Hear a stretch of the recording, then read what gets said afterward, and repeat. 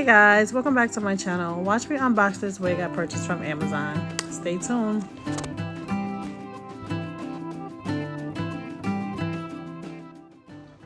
Okay, so this right here is the look immediately right out of the box. Very tight curls. It was giving curly Sue.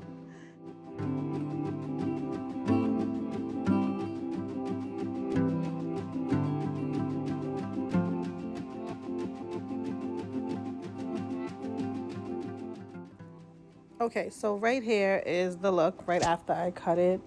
I combed it out just a little bit with a wide tooth comb, and then I used my scissors and cut a little bit off because it was kind of long once you comb it out.